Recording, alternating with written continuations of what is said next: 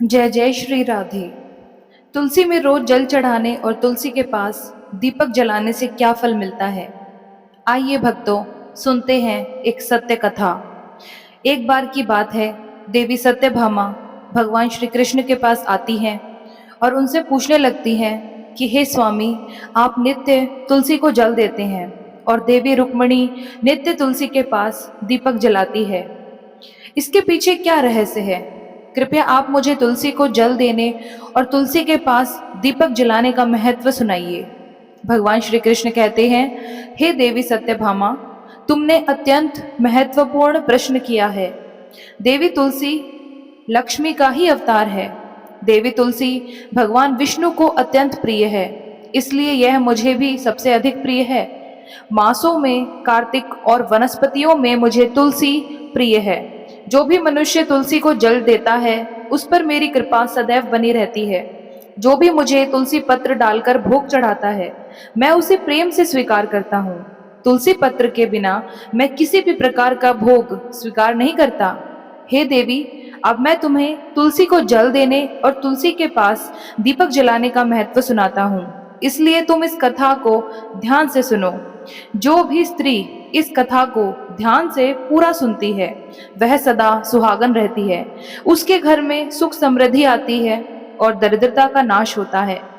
देवी सत्यभामा कहती है, हे स्वामी, मैं इस कथा को ध्यान से पूरा सुनूंगी।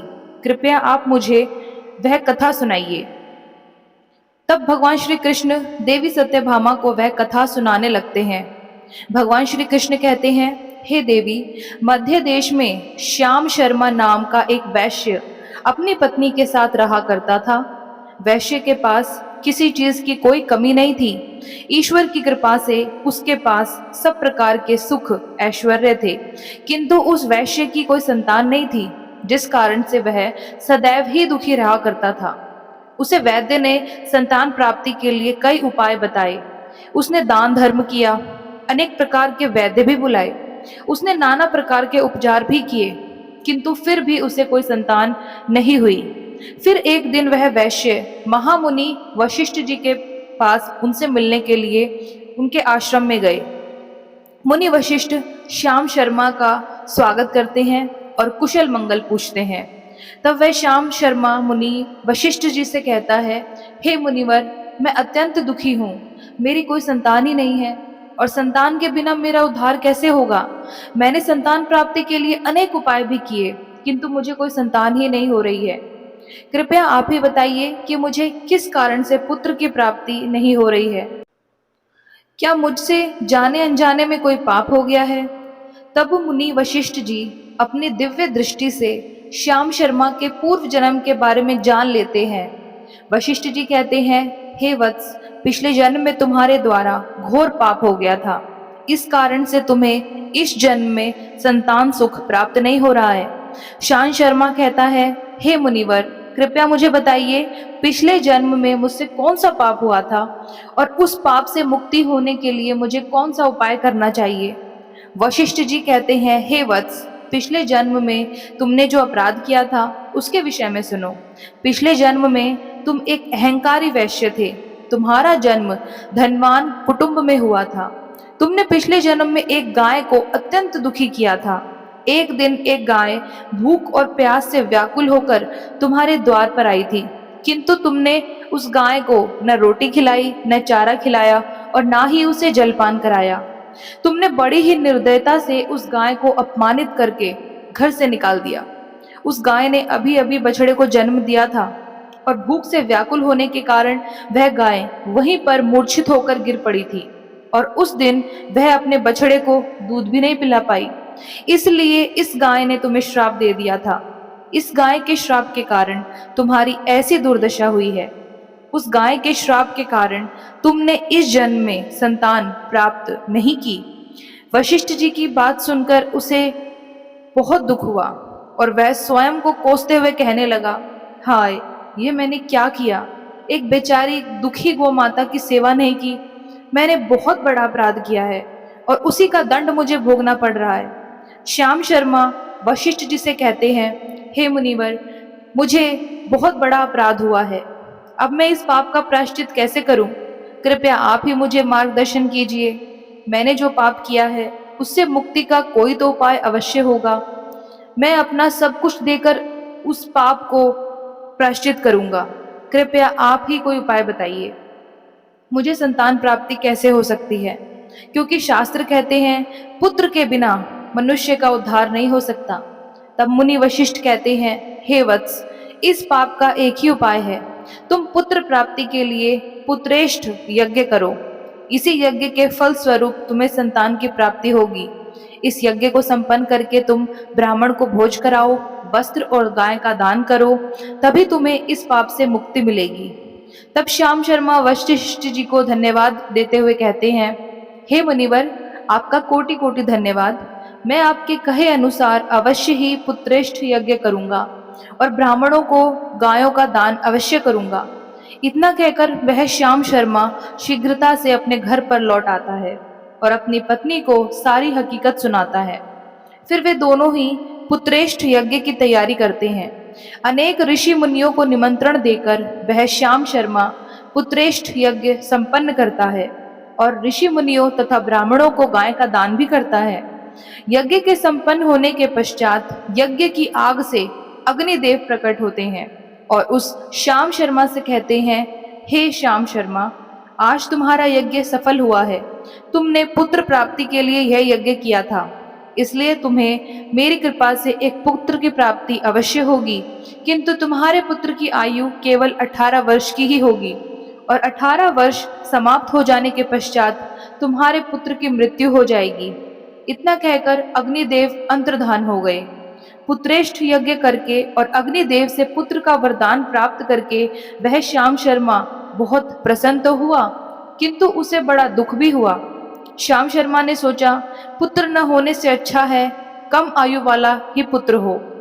फिर वह पहले की तरह अपने कार्य में लगा रहा। कुछ ही दिनों के पश्चात उसकी पत्नी ने गर्भ धारण किया। श्याम शर्मा ने पुत्र के जन्म से पूर्व किए जाने वाले सभी संस्कार किए और फिर उसे एक अत्यंत सुंदर पुत्र की प्राप्ति हुई। वह बालक बड़ा ही तेजस्वी दिखाई पड़ रहा था। श्याम शर्मा ने पुत्र के जन्म के बाद किए जाने वाले भी सभी संस्कार किए और पुत्र को गुरुकुल में शिक्षा प्रदान की।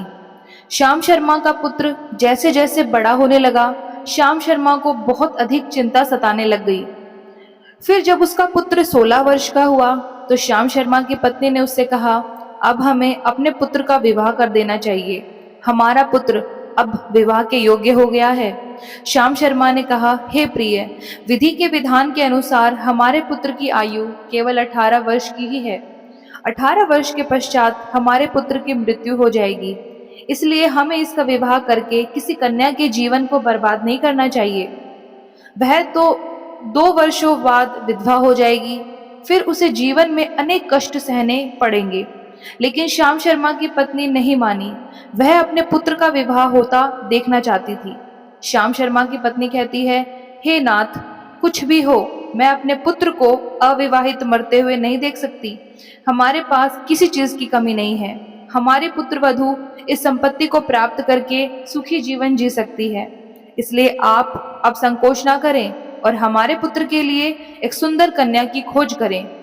अपनी पत्नी के मन के आगे श्याम शर्मा की एक न चली और फिर वह पुत्र के विवाह के लिए मान गया। फिर उसने पास के ही नगर में रहने वाले एक अत्यंत गरीब वैश्य की पुत्री के साथ अपने पुत्र का विवाह संपन्न किया। श्याम शर्मा की बहू का नाम सुभद्रा था। वह अत्यंत गुणवान, चरित्रवान और पतिव्रता नारी थी। वह अपने पति की मृत्यु की बात को नहीं जानती थी। सुभद्रा नित्य अपने सास ससुर और अपने पति की सेवा करने लगी। वह सभी के साथ बड़े प्रेम से रहती और कभी किसी भी आज्ञा का उल्लंघन नहीं करती थी। उसने अपनी मधुर वाणी और कार्यकुशलता से सभी के मन को जीत लिया था। इस प्रकार से 2 साल बीत गए और फिर वह समय निकट आ गया जब श्याम शर्मा के पुत्र की मृत्यु होने वाली थी। श्याम शर्मा को बड़ा भय लगने लगा। फिर एक दिन उसने अपनी बहू को बुलाया और उसे क्षमा मांगते हुए कहने लगा, हे बहू, तुम मुझे क्षमा कर देना। मैंने तुम्हारे साथ बड़ा अन्याय किया है। सुभद्रा ने कहा, पिताजी, आप ऐसा क्यों कह रहे हैं? आप मुझसे क्षमा क्यों मांग रहे हैं? कृपया मुझे लज्जित ना करें। मैं आपसे छोटी हूँ, आपकी पुत्री के समान हूँ। कृपया आप संकोच ना करते हुए आपके मन में जो भी बात है वह कहिए। मैं आपकी आज्ञा का पालन अवश्य करूंगी। फिर श्याम शर्मा कहने लगा, हे पुत्री, तुम कल्याणी हो, तुम एक महान पतिव्रता नारी हो, किंतु मेरे पुत्र के साथ तुम्हारा विवाह होने से पूर्व मैंने तुमसे एक बात छिपाई थी। हमें पुत्र की प्राप्ति पुत्रेष्ठ यज्ञ करने के बाद हुई थी, और अग्निदेव ने हमें यह कहते हुए पुत्र प्राप्ति का आशीर्वाद दिया था कि हमारे पुत्र की आयु केवल 18 वर्ष होगी। 18 वर्ष के बाद हमारे पुत्र की मृत्यु हो जाएगी। अपने ससुर की बात सुनकर सुभद्रा ने कहा, हे पिताजी, बस इतनी सी बात, आप चिंता ना कीजिए। मैं आपको वचन देती हूँ कि आपकी पुत्रवधू मैं कभी भी विधवा नहीं होंगी। आपके पुत्र के प्राणों की रक्षा मैं करूंगी। आप बस मुझे एक दीपक, जल का घड़ा और एक गाय लाकर दे दीजिए। मेरे पति के प्राणों की रक्षा इन्हीं से होगी। सुभद्रा की बात सुनकर श्याम शर्मा को बड़ा आनंद हुआ और वह कहने लगा, हे बहू, जैसा तुम्हारी इच्छा, मैं तुम्हें वह सब चीज लाकर देता हूँ। इतना कहकर श्याम शर्मा ने अपनी बहू को वह तीनों चीज लाकर दे दी। फिर जब वह दिन निकट आ गया जिस दिन सुभद्रा के पति की मृत्यु होने वाली थी, उस दिन सुभद्रा ने सुबह उठते ही तुलसी को जल चढ़ाया और उसे प्रणाम करते हुए तुलसी के पौधे पर एक चुनरी बांधी और तुलसी माता से प्रार्थना की, हे तुलसी माँ, मैं आपको चुनरी चढ़ा रही हूँ, कृपया अब तुम ही मेरे सुहाग की रक्षा करना। फिर सुबह के समय यमराज का एक दूत श्याम शर्मा के पुत्र के प्राण लेने के लिए उसके घर पर आ गया। जैसे ही वह घर में प्रवेश करने लगा, तब तुलसी माता ने उसे रोक दिया और कहा, हे यमदूत, इस घर में निवास करने वाली स्त्री ने मुझे चुनरी चढ़ाई है और इसलिए अब उसके सुहाग की रक्षा मैं कर रही हूँ। तुम इसके घर में प्रवेश नहीं कर सकते। इतना कहकर तुलसी ने यमराज के उस दूत को घर में जाने से रोक दिया। वह दूत भयभीत होकर सुभद्रा के पति के प्राण लिए बगैर ही यमपुरी लौट गया। यमपुरी में जाकर उसने यमराज से कहा, हे धर्मराज, मैं धरती लोक पर एक पुरुष के प्राण लेने के लिए गया था, किंतु माँ तुलसी ने मेरा रास्ता रोका। अब तुलसी माता के पौधे के कारण मैं घर में प्रवेश नहीं कर पा रहा हूँ। इस बात पर यमराज को बड़ा ही क्रोध आ गया। फिर उन्होंने अन्य 2 दूतों को बुलाया और कहा, तुम अब शाम के समय सुभद्रा के घर पर जाओ, जब तुलसी का पौधा सो रहा होगा। तुम उसके पति के प्राण लेकर यमलोक आ जाओ। फिर शाम के समय यमराज के 2 दूत सुभद्रा के घर की ओर निकल पड़े। सुभद्रा ने शाम होते ही तुलसी के पास एक दीपक जलाया था और उसे प्रार्थना की थी कि हे दीपक, अब तुम ही मेरे पति के प्राणों की रक्षा करो। यम के दूत मेरे पति के प्राण लेने के लिए आ रहे हैं। फिर शाम हो गई, तुलसी का पौधा सो गया और यमराज के 2 दूत सुभद्रा के घर के सामने आकर खड़े हो गए और सोचने लगे, अब तो इस मनुष्य के प्राण लेकर ही हम यमपुरी लौटेंगे। जैसे ही यम के दूत सुभद्रा के घर में प्रवेश करने लगे, तुलसी के पास लगाए हुए दीपक ने उनका रास्ता रोक दिया और कहा, हे दूतों, तुम अब इस सुभद्रा के पति के प्राण नहीं ले जा सकते। उस स्त्री ने मुझे प्रज्वलित करके उसके पति के प्राणों की रक्षा करने की प्रार्थना की है, इसलिए अब मैं उसके पति के प्राणों की रक्षा कर रहा हूँ। इसलिए तुम आज उसके पति के प्राण नहीं ले जा सकते। तुम यहीं से लौट जाओ, नहीं तो मैं सब कुछ जलाकर भस्म कर दूंगा और मेरी अग्नि में तुम दोनों भी जलकर भस्म हो जाओगे। उस दीपक की बात सुनकर यमराज के दोनों दूत अत्यंत भयभीत हो गए और फिर से लौटकर यमराज के पास चले गए। वहां पर जाकर उन्होंने यमराज को सारा वृतांत सुनाते हुए कहा, हे धर्मराज, आपकी आज्ञा का पालन करते हुए हम दोनों शाम के समय उस पुरुष के प्राण लेने के लिए गए थे, लेकिन तुलसी के पास लगाए हुए दीपक ने हमारा रास्ता रोक दिया, इसलिए हम खाली हाथ ही लौट आए। यह सुनकर यमराज को बड़ा ही क्रोध आ गया। फिर उन्होंने अन्य 4 दूतों को बुलाया और कहा, अब तुम सुबह उस सुभद्रा के जागने से पहले जाओ और उसके पति के प्राण लेकर आ जाओ। यमराज की आज्ञा पाकर दूत सुबह सुभद्रा के घर की ओर जाने लगे, लेकिन इधर सुभद्रा ने रात को ही घर के दरवाजे के सामने जल से भरा हुआ लोटा रख दिया था और उससे प्रार्थना की थी कि मेरे पति की रक्षा कीजिए। यम के 2 दूत मेरे पति के प्राण लेने के लिए आ रहे हैं। अब आप ही मेरे सुहाग की रक्षा कर सकते हैं। इतना कहकर वह सुभद्रा सोने के लिए चली गई। इधर यम के दूत सुबह सुभद्रा के जागने से पहले ही उसके घर पर पहुंच गए। जैसे ही वह घर के अंदर प्रवेश करने लगे, तब उस लोटे के अंदर भरे हुए जल ने कहा, तुम रुक जाओ, अब तुम इस घर में प्रवेश नहीं कर सकते। यह घर अब मेरी सुरक्षा में है। मैं सुभद्रा के पति के प्राण तुम्हें ले जाने नहीं दूंगा। अगर तुमने इस घर में प्रवेश किया तो मैं नरक की अग्नि को बुझा दूंगा, जिसमें सारा नरक लोक डूब जाएगा। यह सुनकर यमराज के बेचारे दूत घबरा गए और एक दूसरे की तरफ देखकर उस स्थान से भाग गए। वे सभी यम के दूत यमराज के पास लौट गए और उनसे कहने लगे, हे धर्मराज, आपकी आज्ञा का पालन करने के लिए हम चारों सुबह सुभद्रा के जागने से पहले ही उसके पति के प्राण लेने के लिए पहुंच गए थे, किंतु सुभद्रा के घर के बाहर रखे हुए जल के एक लोटे ने हमारा मार्ग रोक दिया और इसी कारण से हम उसके घर में प्रवेश नहीं कर सके। अब यमराज को बहुत ही अधिक क्रोध आ गया। इस बार उसने 8 यमदूतों को बुलाया और कहा, हे यमदूतों, अब शीघ्रता से जाओ और बलपूर्वक उस मनुष्य के प्राण खींचकर यमलोक लेकर आओ। फिर वह 8 यमदूत यमराज की आज्ञा का पालन करते हुए पृथ्वी लोक पर उस सुभद्रा के घर के पास आते हैं तो देखते हैं उस सुभद्रा के घर के सामने एक गाय खड़ी है।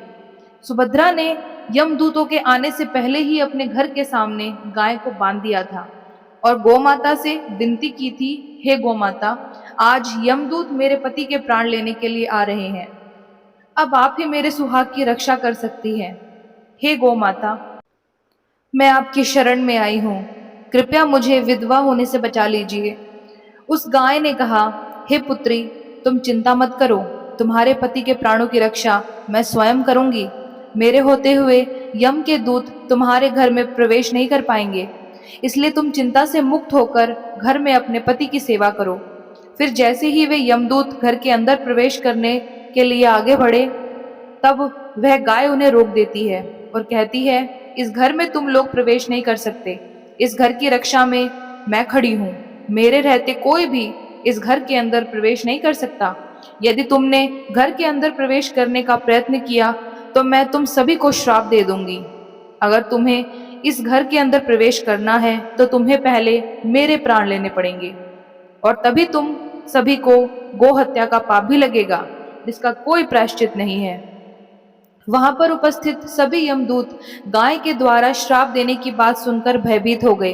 वे जानते थे कि गाय के द्वारा दिए गए श्राप से कोई मुक्ति नहीं हो सकती और गो हत्या तो संसार का सबसे जघन्य अपराध और महापाप है, जिसका कोई प्रायश्चित ही नहीं है। इसलिए वे सभी वहां से लौटकर यमराज के पास चले गए। यमपुरी जाकर उन यमदूतों ने यमराज को सारा वृतांत सुनाते हुए कहा, हे धर्मराज, उस सुभद्रा के पति के प्राणों की रक्षा एक गाय माता कर रही है। उस गाय माता ने हमें श्राप देने की बात कही है, इसलिए हम सभी भयभीत होकर वहां से लौट आए हैं। हमने गाय का सामना करने की शक्ति नहीं है। उन यमदूतों की बात सुनकर धर्मराज आग बबूला हो गए और स्वयं भैंस पर सवार होकर पृथ्वी लोक की ओर निकल पड़े। यमराज अपने भैंस पर सवार होकर उस सुभद्रा के घर के पास चले आते हैं। यमराज को अपने घर के सामने खड़ा हुआ देखकर सुभद्रा भयभीत हो जाती है और जल्दी से आकर यमराज के चरण स्पर्श करके उन्हें नमस्कार करती है और उनकी स्तुति करने लगती है। हे धर्मराज, आप तो तीनों लोकों के प्राणियों पर कृपा करने वाले महान देवता हैं। इस संसार के समस्त प्राणियों के पाप और पुण्य का लेखा जोखा आप अपने पास रखते हैं। हे न्याय के देवता धर्मराज, मैं सत्य धर्म का पालन करने वाली पतिव्रता स्त्री हूँ। मैं आपको बारंबार नमस्कार करती हूँ, कृपया मुझे आशीर्वाद दीजिए। सुभद्रा के द्वारा की गई स्तुति से यमराज अत्यंत प्रसन्न होते हैं और उसे अनजाने में ही सदा सुहागन रहो ऐसा कहकर आशीर्वाद दे देते हैं। फिर जब यमराज सुभद्रा के पति के प्राण लेने के लिए आगे बढ़ते हैं तो सुभद्रा कहती है कि हे धर्मराज, आपने अभी तो मुझे सदा सुहागन रहने का आशीर्वाद दिया है और अब आप मेरे पति के प्राण लेने जा रहे हैं। इससे तो आपका आशीर्वाद झूठा साबित हो जाएगा।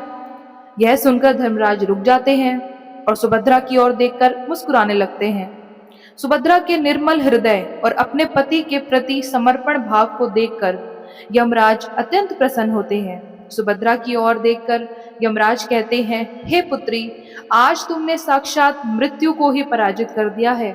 मैं तुम्हारे पतिव्रत धर्म से अत्यंत प्रसन्न हूँ। अब मैं तुम्हारे पति के प्राण छोड़ देता हूँ। तुम्हारी जो भी मनोकामना है वह मुझसे मांग लो।